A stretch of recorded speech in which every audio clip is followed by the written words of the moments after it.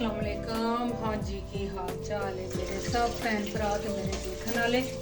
उम्मीद करनी अपने अपने घरां च खुशबाश होंगे। शुक्र अल्हम्दुलिल्लाह मैं भी ठीक हूँ। अज तुसी देख रहे हो कि अज असी बना रहे हैं कड़ी। मैं बिल्कुल सिंपल तरीके वाली कड़ी बना लगी हाँ, क्योंकि कुछ चीज़ां घर खत्म हुई हैं, कड़ी पत्ता वगैरह। ते मैं हुण सिर्फ इहदे नमक मिर्च ते हल्दी तीन चीज़ों के अलावा और कुछ नहीं डालिया।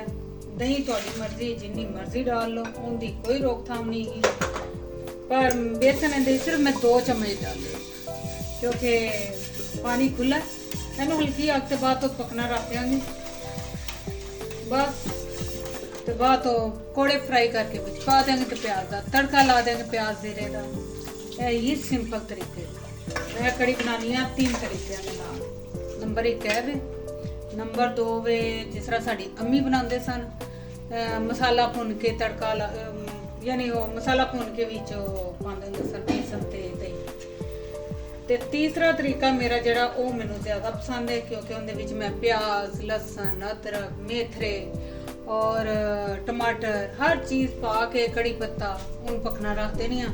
वो पक के जो कड़ी बिल्कुल समझो तैयार हो जाती उन्होंने छान लैनी, बाद तो फिर उन्होंने प्याज का तड़का ला लेने। वो बहुत ज़्यादा टेस्टी बनती है। अज साढ़े घर कड़ी पत्ता नहीं है, इस वास्ते जड़ा ना सिंपल तरीके की बना रही। हाँ जी, हुण इन बॉयल आ गया है, इनू हुण हल्की अग ते पकना रख देंगे कोई घंटा डेढ़ 2, जिन्ना ज़्यादा तो ज़्यादा, क्योंकि मैं पानी बहुत ज़्यादा पाया। बेसन खाने वाले 2 चम्मच ने। मेरी माँ बड़ा हंसती होंदी थी, कबूतर तू गिन के बनानी। मैं कहा माँ मैनू यह भी कड़ी बहुत ज़्यादा ही है। 2 चम्मच पानी आ कड़ी दे विच बेसन और 3 चम्मच डालनी आ पकौड़ियां दे विच। 5 चम्मच दे नाल मेरी कड़ी तैयार हो जाएगी। हुण इहनूं असीं ढक के इत्थे रख देंगे ते मिलने इहदे पक्कण तो बाद। हुण गलना इहने की है, इहदे कड़े मुर्गे छड्डे ने देसी। हाँ जी, अज बनावांगे पकौड़े करारे करारे। इहदे च असीं पाया प्याज ते आलू ते हरी मिर्च भी मैं उत्ते कट दी। मैं क्या किथे अलग-अलग रखनी ते ए तुसीं हुण देख लो मेरे पकौड़े बनाउण दा स्टाइल करारा। इहदे विच हैगा जे नमक मिर्च हल्दी पिसिया गरम मसाला और जीरा सुक्का धनिया क्रश मिर्च ते बेसन। 3 चम्मच ए वाले खाने दे है ये साडे लिए काफ़ी रहेंगे।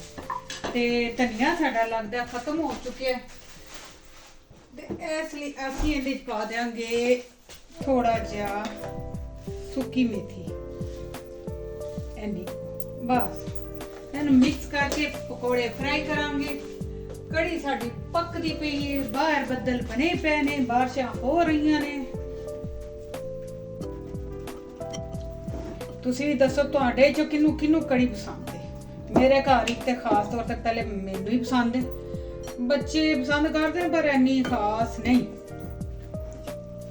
मेरा काफी दिनों तो दिल कर रहा सी कड़ी खाने की, पर बच्चे अगो हुण भी जिवें देख लो, हालां मैं चिकन नूं सुबह मसाला लगा के रखिया मगर वो उन्होंने नहीं जी पास्ता बना लिया। हुण मैं फिर लै दे की करा, बस इस तरह थिक जी इन छड्डांगे, क्योंकि मैं ये तेल चुल्हे दे उत्ते चढ़ाना है। फिर इन करांगे फ्राई करारे करारे, क्योंकि कड़ी नाल पकौड़े करारे होने जरूरी ने, फिर ही मजा आंदा है। सही बात है। हुण इन्हूं छड्ड देने ऐसा ते मिलने आ इन्हां नूं फ्राई करन तो बाद। हाँ जी, आ वेखो साडे घर दे कोल भेडां वाले आए ने भेडां चरान वास्ते। कदी कदी ये चक्कर लांदे ने, देख लो बारिश विच भी लैके इन्हां नूं निकले। निक्के निक्के बच्चे ने ਜਿਹੜੇ ਅੱਜ ਹੀ पैदा ਹੋਏ ਨੇ, ਉਹਨਾਂ ਨੂੰ ਵੀ ਨਾਲ ਚੁੱਕਿਆ है। थोड़े करीब कर, वो करीब नहीं हो रहा, पता नहीं क्यों। वो बोल रहा कि जूम नहीं कर सकते। आवाज तो आ रही होगी, बिल्कुल नजर तो नहीं आ रही वैसे, फिर भी आवाज सुनाई दे रही है। हाँ, छोटा सा बच्चा पैदा भी वहीं हुआ है। हाँ जी, हुण साडी तकरीबन कड़ी हो गई है तैयार। ठीक है, ए देखो इन्नी को मैं पतली रखी ते इहदे च सिर्फ 2 चम्मच बेसन, ज़्यादा नहीं हैगा। ਇਹਦੇ 'ਚ ਮੈਂ ਡਾਲਾਂਗੀ ਥੋੜੀ ਜਿਹੀ ਸੁੱਕੀ ਮੇਥੀ ਕਿਉਂਕਿ ਇਹਦਾ ਫਲੇਵਰ ਅੱਛਾ ਲੱਗਦਾ ਹੈ। ਉਧਰ ਮੈਂ ਪਿਆਜ਼ ਰੱਖ ਦਿੱਤਾ ਹੈ, ਜਿਹੜਾ ਤੜਕਾ ਲਾਣਾ ਤੇ ਇਹਦੇ ਨੀਚੇ ਹਲਕੀ ਜਿਹੀ ਅੱਗ ਔਨ ਕਰ ਦਿਆਂਗੀ। ਇਸ ਤਰ੍ਹਾਂ ਹੁਣ ਕਿਸੇ ਦਿਨ ਉਹ ਸਾਰੀਆਂ ਚੀਜ਼ਾਂ ਮੌਜੂਦ ਹੋਣਗੀਆਂ ਨਾ, ਬਸ ਕੜੀ ਪਤਾ ਨਹੀਂ ਹੈਗਾ, ਬਾਕੀ ਤਾਂ ਸਭ ਕੁਝ ਹੈਗਾ। ਮੈਨੂੰ ਇਹ ਵੀ ਥੋੜੀ ਜਿਹੀ ਪਤਲੀ ਲੱਗ ਰਹੀ, ਮੈਂ ਕਹਿੰਦੀ ਆ ਨਾ ਹੋਵੇ ਪਕੌੜੇ ਪਾ ਕੇ ਬਹੁਤ ਹੀ ਸਖਤ ਹੋਈ ਹੈ। ਉਹ ਵਾਲੀ ਟਰਾਈ ਕਰਾਂਗੇ, ਬਹੁਤ ਜ਼ਿਆਦਾ ਮਜ਼ੇਦਾਰ ਬਣਦੀ। ਮੈਂ ਜਿਹੜਾ ਮਸਾਲਾ ਭੁੰਨ ਕੇ ਬਣਾਉਣ ਵਾਲੀ ਘੱਟ ਇਸਤੇਮਾਲ ਕਰਨੀ, ਯਾਨੀ ਬਣਾਉਣੀ ਆ ਮੈਂ ਜ਼ਿਆਦਾ ਇਹ ਵਾਲੀ ਬਣਾਉਣੀ ਆ, ਨਾਰਮਲ ਸਿੰਪਲ। ਹੁਣ ਇਹ ਦੇਖੋ ਮੈਂ ਪਕੌੜੇ ਫਰਾਈ ਕਰ ਲਿਆ, ਬਿਲਕੁਲ ਛੋਟੇ ਛੋਟੇ, ਜ਼ਿਆਦਾ ਵੱਡੇ ਨਹੀਂ ਕੀਤੇ। ਬੱਚਿਆਂ ਦੇ ਆਉਣ ਤੋਂ ਪਹਿਲੇ ਵਿੱਚ ਡਾਲ ਦਈਏ ਤਾਂ ਕਿ ਇਹ ਨਾ ਹੋਵੇ ਖੜੀ ਪਾ ਹੋ ਜਾਏ। ਇਧਰ ਅਸੀਂ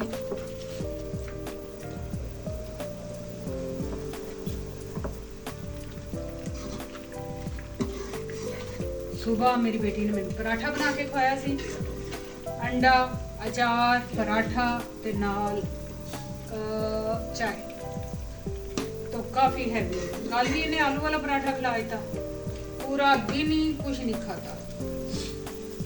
आज भी सुबह मैं बिल्कुल इंडियन साइज का पराठा बना, आज भी पराठा ही खाया, इसलिए आज मैं तो सिर्फ खावांगी कड़ी, कोई रोटी शोटी नहीं।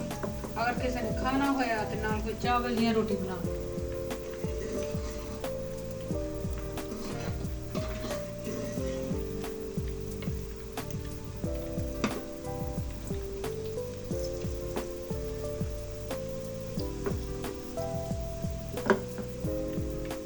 मैं बनानी अपने स्टाइल का, वैसे इंडियन बनाते ने, मेरी दोस्त बनाती है इतने ना, एक दो बारी उन्हें खाधी कड़ी।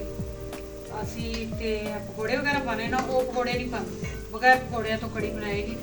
उन्हें पाएगी मेथरे, अदरक, प्याज, यानी तुसी अगर चम्मच नाल भी खा रहे हो ना, तुहाडी हर चम्मच दे विच प्याज या अदरक या मेथरे कोई ना कोई चीज़ आएगी जरूर, भावें वो बगैर पकौड़िया तो बनाए, पर सानू चंगी लगती पकौड़िया।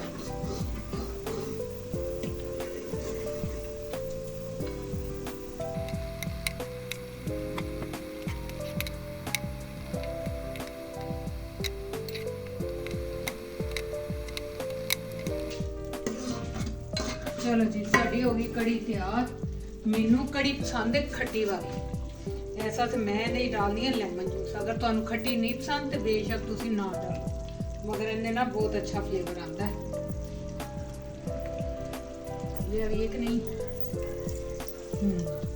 चलो जी हुण असी इहनू रखांगे ते खावांगे चमचिਆਂ ਨਾਲ चुक चुक के।